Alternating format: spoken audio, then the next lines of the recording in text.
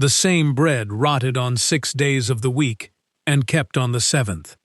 That is not a devotional way of putting it. It is what the chapter reports. Some of the people held manna back overnight, against instructions, and Exodus says, it bred worms and stank. Then, on the 6th day, they were told to hold it back overnight on purpose, and Exodus says it did not stink, and there were no worms in it. Same substance, same jar, same number of hours in the dark, different day. And notice what Israel did not have yet when this started. They had no commandment about any of this. Sinai is 4 chapters away. They did not even have the word. The noun we translate Sabbath does not appear anywhere in the Bible before this chapter. Genesis says God rested on the 7th day, but nobody is told anything about it, and nobody is asked to do anything about it for 2,000 years of the story. So the first time Israel meets the Sabbath, it is not a rule. It is breakfast behaving strangely. Which raises the question this whole study is about. God could have simply said it. 4 chapters later he does say it, out loud, from a mountain, in fire, in front of the entire nation. So why the bread first? Here is the answer in one sentence, and then we will spend the rest of this study earning it. The commandment at Sinai did not introduce the Sabbath. It ratified something Israel had already been doing for weeks, without a law, because their food had trained them into it. And the commandment itself tells you so, in its first word. Exodus 20 opens the 4th commandment with remember. Not begin, not observe from this day forward. Remember. You cannot remember something you have never done. By the time those people were standing at the base of that mountain, they had been going out 6 mornings and staying in on the 7th for something like 6 weeks. The commandment did not arrive as news. It arrived as a name for something their hands already knew. And there is a second version of this commandment, which is worth pausing on, because the wording shifts in 2 places at once. When Moses repeats the 10 commandments 40 years later in Deuteronomy, the 4th one does not open with remember. It opens with a different Hebrew verb, one that means to keep, to guard, to watch over. And the reason attached to it changes too. In Exodus, the reason is creation. God made everything in 6 days and rested on the 7th. In Deuteronomy, the reason is Egypt. You were a slave there, and God brought you out. 2 verbs, 2 reasons, 1 commandment. Ancient Jewish commentary noticed the difference a very long time ago and said the 2 words were spoken in a single utterance, 1 command with 2 faces. Remember what God did. Guard what He gave you. Both of those, it turns out, are things you learn from bread. So let us walk through what actually happened, morning by morning, because the teaching method is the whole point, and most people have never looked at it closely. It came with the dew. Exodus describes it as a fine, flake-like thing, fine as frost on the ground. It appeared overnight, and it did not last the day. The text says that when the sun grew hot, it melted. So there was a window. You got up early, or you did not eat. That was lesson 1, and nobody had to say it. Your legs learned it. Then lesson 2.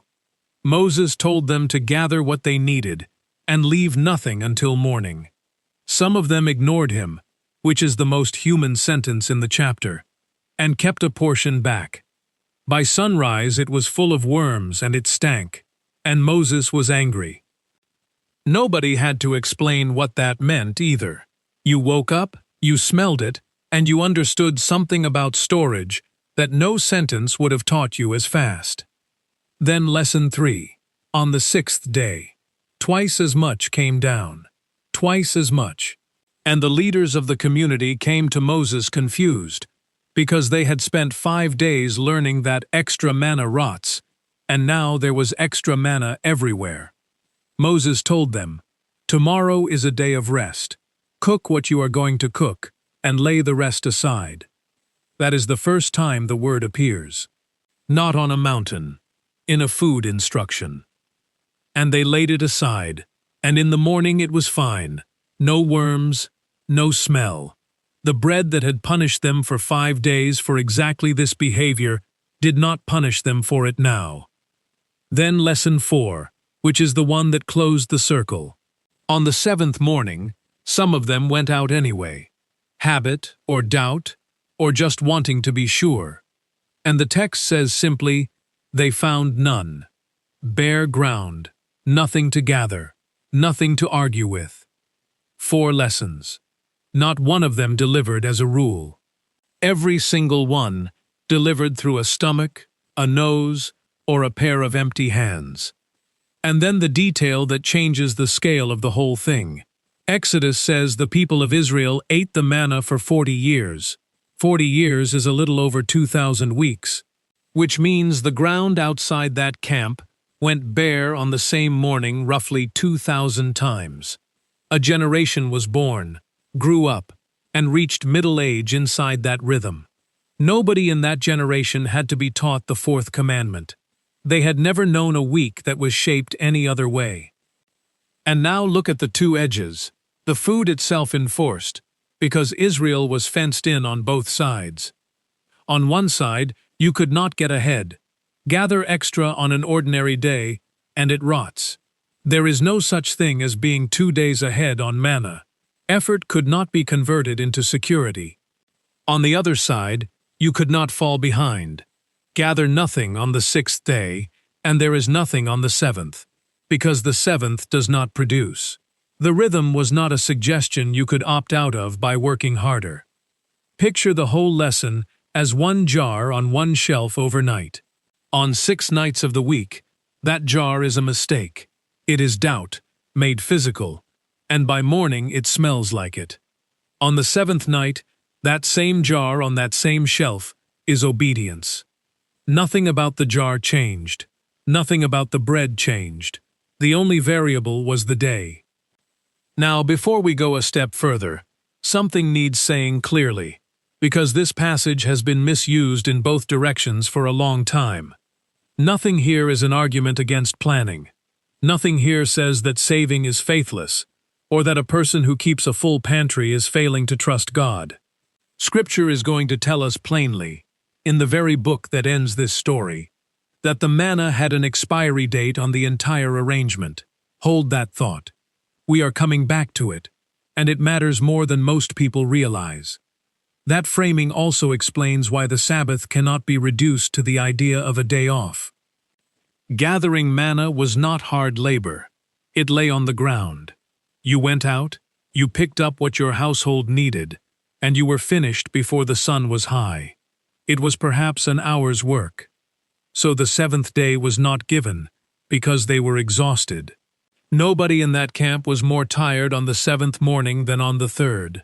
Rest, in the sense of physical recovery, is not what is being demonstrated here. What is being demonstrated is a supply line. 6 mornings the manna came because God sent it. On the 7th it did not come, and they ate anyway. The Sabbath is not a recovery technique. It is a weekly demonstration that the supply was never coming from the gathering. To feel the weight of this, you have to remember who was standing in that camp. Strip out everything modern. No storehouse. No market. No crop in the ground. No herd large enough to feed a nation. No well they had not been led to. An enormous body of people in country that could not support them, with nothing behind them and nothing ahead of them that they had built. And they had come out of Egypt. That is the part that gets skipped. These were people whose entire adult lives had been organized around a quota. The book of Exodus shows you exactly how that system worked. When Moses asked Pharaoh to let the people go, Pharaoh's response was to keep the brick quota the same and stop supplying the straw. Go find your own straw. Make the same number of bricks. That is a whole worldview in one policy. More work equals more output equals more survival. The relationship between your effort and your existence is direct, and it never lets up, and it never has a day in it.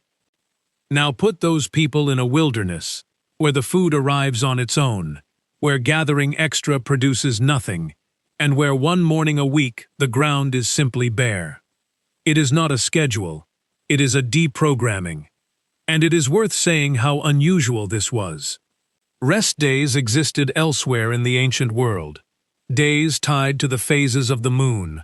Days considered unlucky for certain activities. Festivals for particular gods. What is hard to find any real parallel for is a recurring seventh day of full cessation that applied to everybody. Not just the priests. Not just the free. The commandment, when it finally comes, will name the son, the daughter, the male and female servant, the livestock, and the foreigner inside the gates. Everyone stops, including the people whose entire economic function was to not stop. And notice where the temptation actually lands, because it is not in the first month. Nobody goes out on the first Sabbath. The sea is still a fresh memory, the bread is still visibly a miracle, and the whole camp is still astonished. The pull comes later. It comes in year 11, year 26, when manna is just what breakfast is, when you have stopped noticing, when walking out on the seventh morning would not feel like unbelief at all. It would feel like being sensible. Because a people who cannot bring themselves to stop have not actually been freed. They have only changed owners. There are two lines at the end of this chapter that almost every reader slides straight past, and together they tell you who the chapter was written for. The first is the last verse. After 40 years of miraculous bread, after worms and bare ground and a nation being retrained from the stomach up, Exodus chapter 16 ends with this sentence: An omer is the 10th part of an ephah, a unit conversion. The chapter closes with a footnote about measurement, which is a strange way to end a story about heavenly bread, until you ask who needed that explained. Somebody reading later. Somebody who had never held an omer and needed it converted into a measure they did use. The chapter was preserved and annotated for people who would never see any of it. And the second line is the one that has stayed with me longest. Just before that, Moses gives Aaron an instruction. Take a jar, put an omer of manna in it, and keep it before the Lord, throughout your generations. Think about what is being asked. This is the substance whose defining property was that it rotted. Its entire teaching function depended on rotting, and a portion of it is to be set aside permanently, in the most sacred space Israel had, and simply kept. The letter to the Hebrews tells us where it ended up, inside the Ark of the Covenant, alongside Aaron's staff and the stone tablets. So in the holiest object in Israel, in the same box, there were two things. There were the tablets, which said what to do, and there was a jar of bread, which said why it worked. Israel kept the commandment and the demonstration in the same container. They understood that one of them does not survive very long without the other.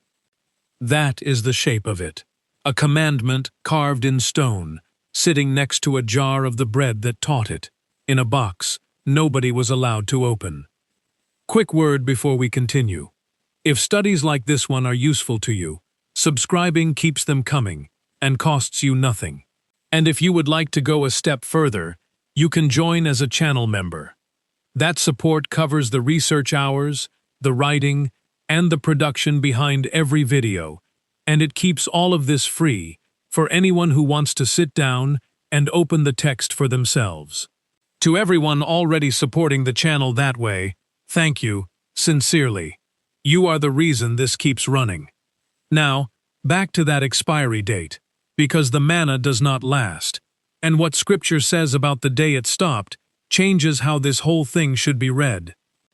There is a way of reading this chapter that has done real damage, and it goes like this. The manna proves God will always supply what you need materially. Therefore, if you are in need, something has gone wrong with your trust. Read that way. Exodus 16 becomes cruel arithmetic. Trust properly, and the bread appears. Come up short, and you must have gathered wrong. Anyone who has watched a faithful family lose a house knows that equation does not hold. And Scripture knows it too, and says so without flinching.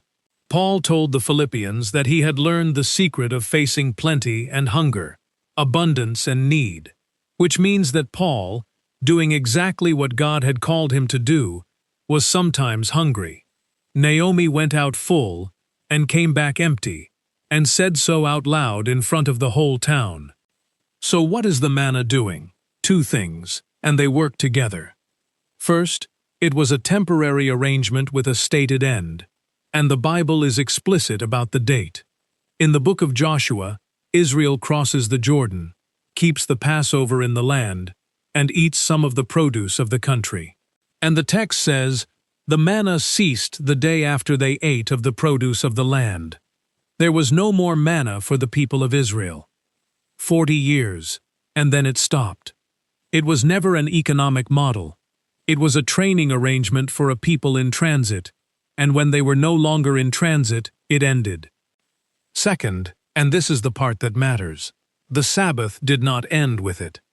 Israel went on keeping the seventh day in a farming economy, where bread now came out of plowing and sowing and harvest and grinding, and where a person who did not work genuinely did not eat. The demonstration was withdrawn. The day stayed, which tells you what the day was always for. The manna proved something for 40 years. Then it stopped, and the day had to carry the meaning by itself, in a world where the bread visibly came from your own hands. And that is the honest way to hold this chapter. The manna does not promise you a full pantry. It tells you where the pantry came from. Jesus takes the Sabbath somewhere uncomfortable, and both times he does it, the argument is about food. The first time, his disciples are walking through grain fields on a Sabbath and pulling heads of grain to eat. The religious teachers object, and Jesus answers by telling them a bread story, the account of David, on the run and hungry, eating the bread of the presence from the sanctuary, which was not lawful for him to eat. That is not an accident of illustration. The bread of the presence was 12 loaves set out in the sanctuary and replaced every Sabbath, and the loaves that came off the table were eaten by the priests. Even the temple's own bread ran on a 7-day cycle and ended in somebody's mouth. And then he gives them the line, "The Sabbath was made for man, not man for the Sabbath." The second time, it is the manna itself. A crowd comes looking for him the day after he has fed thousands of people with bread, and they ask him for a sign, and the sign they suggest is the manna. Our fathers ate the manna in the wilderness. They are asking him to do Exodus 16 again. He does two things with that. He corrects who gave it. It was never Moses. And then he says something that must have landed like a stone. Your fathers ate the manna in the wilderness, and they died. The bread that kept overnight 1 day a week did not keep anybody alive permanently. 2,000 Sabbaths of provision, and every single person who ate it was buried in the wilderness. Now here is what makes the Sabbath argument genuinely uncomfortable, and it is not that the men objecting were monsters. They were not breaking the Sabbath. They were doing the opposite. They had spent generations working out, with real care, exactly where the boundaries fell, how far you could walk, what counted as a burden, whether pulling a head of grain and rubbing it in your hands amounted to reaping and threshing. None of that was invented out of contempt. It was invented out of fear of getting it wrong. But look at what it produced.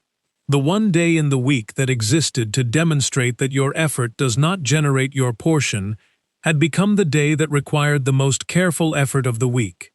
The day that was taught by bread appearing on the ground for free had turned into a day you could fail at. Nobody was sneaking around the commandment. They had kept it so thoroughly that they had turned it into its opposite.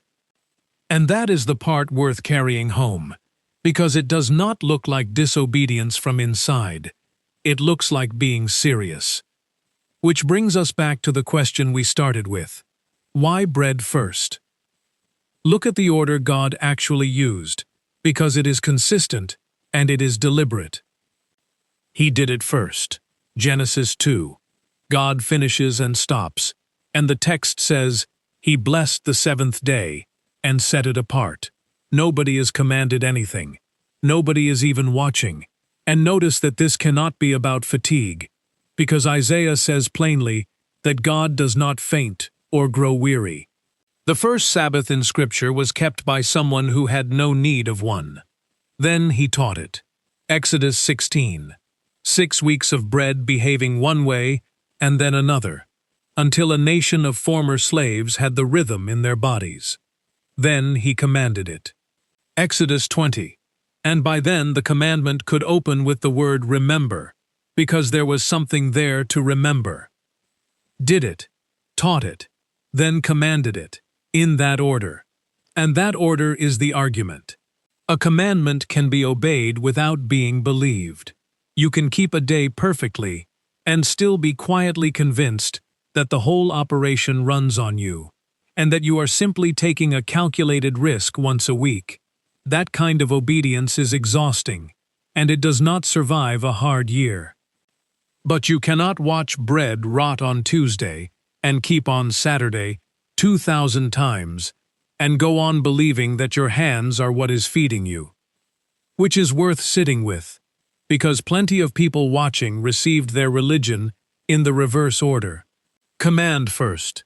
No demonstration, no reason offered, and if you asked why, you were told that asking was itself the problem. If that is how it was handed to you, you did not get a defective version of the faith. You got the pieces in an order God never used. So does any of this mean that planning is faithless? That a person who saves or stores or prepares is failing the lesson of the manna? No, and Scripture is not subtle about it. The manna stopped, on purpose, the moment Israel had a harvest. From that day forward, storing food was not a failure of trust. It was how you stayed alive through a winter, and God had designed the year that way. Proverbs sends you to watch the ant, which stores its provisions in summer, and holds it up as wisdom rather than anxiety. The single most celebrated act of administration in Genesis is Joseph filling granaries for 7 years, and the text presents it as insight God gave him. And Paul tells Timothy that a man who does not provide for his own household has denied the faith. So the manna is not an argument against a pantry, a harvest, a savings account, or a plan. It is an argument against the belief that the pantry is the thing holding you up. And there is a limit on the other side too, which Jesus settled directly. The Sabbath never outranked mercy. He asked a room full of religious lawyers which of them, having a son or an ox fall into a well on the Sabbath, would not pull him straight out. Nobody answered, because there was no answer. Rescue does not wait for sundown. Those two things sit together more comfortably than people expect. You can plan carefully for 30 years and still keep the seventh day. You simply cannot let the plan become the thing you are actually resting on. And you can stop 1 day a week without believing for a moment that the stopping is what earns you the other 6. Then the hard cases, and it would be dishonest to teach this chapter and walk around them. The first is the person who genuinely cannot stop. The nurse on a rotation somebody has to cover. The farmer in the 4 weeks of harvest when weather decides everything. The single parent working 2 jobs. And especially the person caring for a husband or a wife or a mother whose condition does not observe a calendar, for whom a full day of cessation is not a discipline they are neglecting. It is a thing that does not exist. Scripture saw you, and it built the exception into the law itself. The priests worked on the Sabbath. There was a Sabbath offering, which somebody had to prepare and present, which means the temple staff were at work on the one day everybody else stopped. And Jesus pointed at exactly that, and said the priests in the temple profane the Sabbath and are guiltless. Guiltless. That is his word, not a modern accommodation.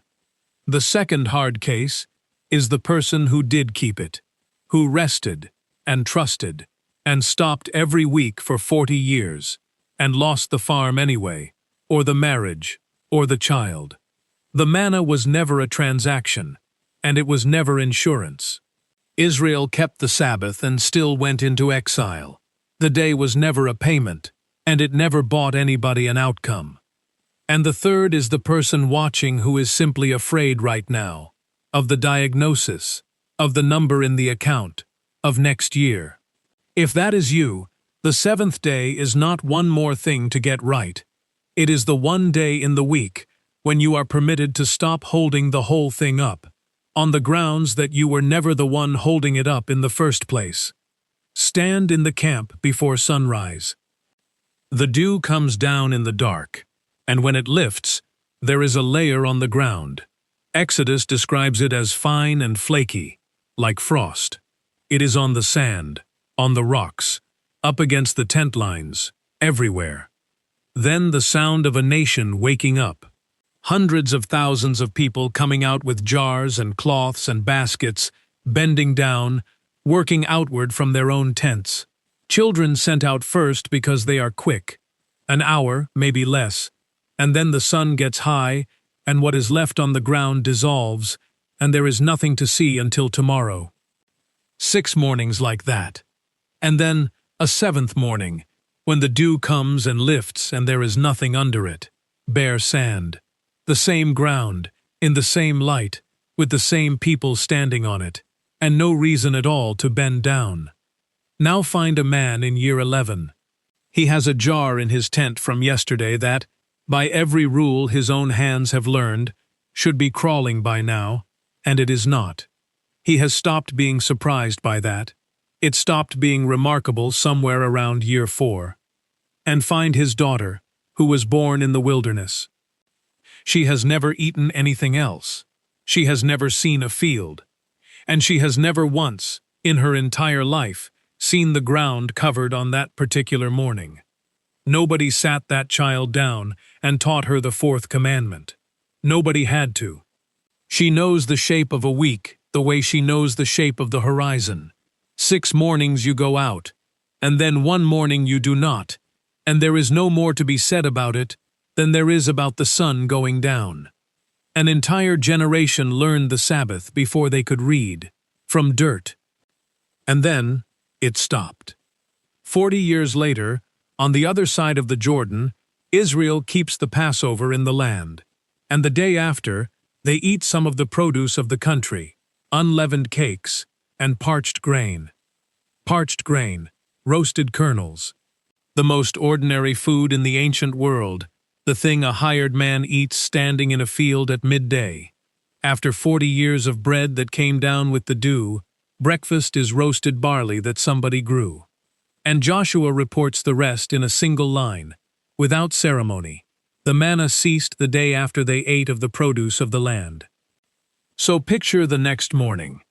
A man walks out of his tent, because that is what he has done every morning of his adult life. He is not thinking about it. He has a jar in his hand out of 40 years of habit, the way you reach for a light switch in a room you moved out of years ago. And there is nothing on the ground. And this time, it is not the 7th day. He stands there holding an empty jar in a field that somebody else planted, in a country he has just walked into, and the arrangement that had fed him since he was a boy is simply over. No announcement, no final Sabbath, it just does not come.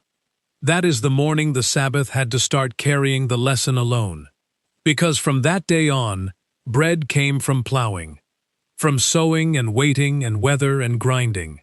The evidence was withdrawn, and the day stayed, and once a week Israel had to stop in the middle of a real harvest, with real work undone, and say with nothing to point at what the bare ground used to say for them.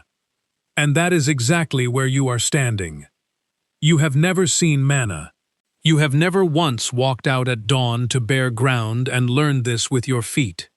You received the commandment without the demonstration, which is precisely the position every Israelite has been in since that morning in Joshua, which is why they kept the jar. So what does this look like on a Tuesday?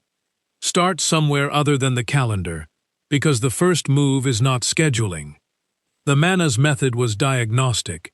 It removed the supply once a week, so that Israel could see what they had actually been leaning on.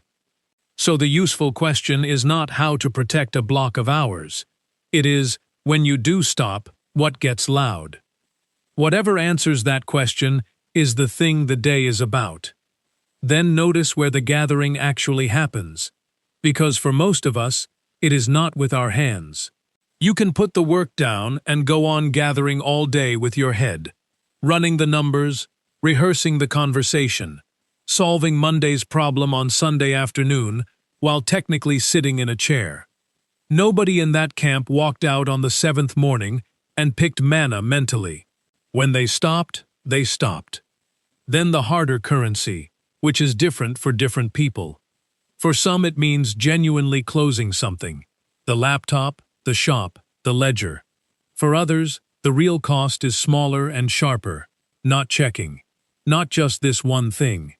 Not fixing the situation quietly so that nobody notices you, never actually put it down. And watch for the modern version of what the religious teachers did, because almost nobody today is counting steps. What plenty of us do is turn rest into a project.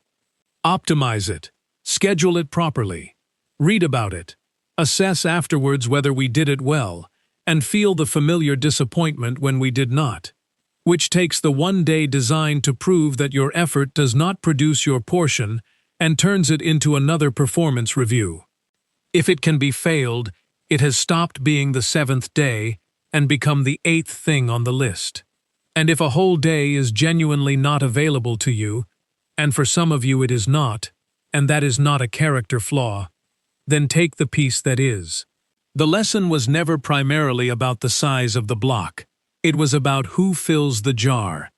The priests worked on the Sabbath and were guiltless, and so are you. So, why bread first? Because a rule can be kept without being believed, and God was never after the keeping. He did it himself. In a week, nobody witnessed. He taught it, for 6 weeks, with food that rotted on schedule and then did not. And only then did he command it, in a sentence that could begin with the word remember, because by then there was something in that camp worth remembering. Stop one day. Not because you have earned it, and not because you are finished. Nobody in that wilderness was finished.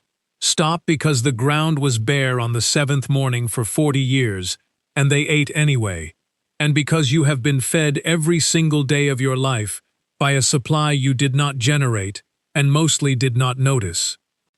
And notice what the commandment never says. It does not make the day conditional on how much you got through that week. It offers no exemption for people who are behind, and everyone in that camp was behind, and so is everybody watching this. It assumes people with too much to do, and asks them to stop anyway. Here is the thing about sleep. You have never been awake for the whole of your own life. Every night since before you had language, you have handed over consciousness for hours at a time. Stopped watching, stopped deciding, stopped holding anything together. And every single morning, the world was still there. Nobody taught you to do that. Your body did it before you had any theology about it at all. The seventh day only asks you to do on purpose, once a week, what you have been doing involuntarily every night since you were born. If this study gave you something worth keeping, subscribe so the next one finds you, and drop a comment underneath. Even one word helps more people find these studies than you would think. And send it to someone who has not stopped in a long time, because they may need it more than anyone. One thing this study did not settle. The letter to the Hebrews looks back at all of this. The wilderness, the manna, Joshua leading them into the land, and says something that should not make sense. It says, a Sabbath rest still remains for the people of God, present tense. Which means that according to Hebrews, they crossed the Jordan, ate the grain, kept the day for centuries, and still had not entered the thing the day was pointing at. So what did Israel never walk into, and why does Hebrews say the door is still open? That is the next study, and it is on the screen now. God bless you.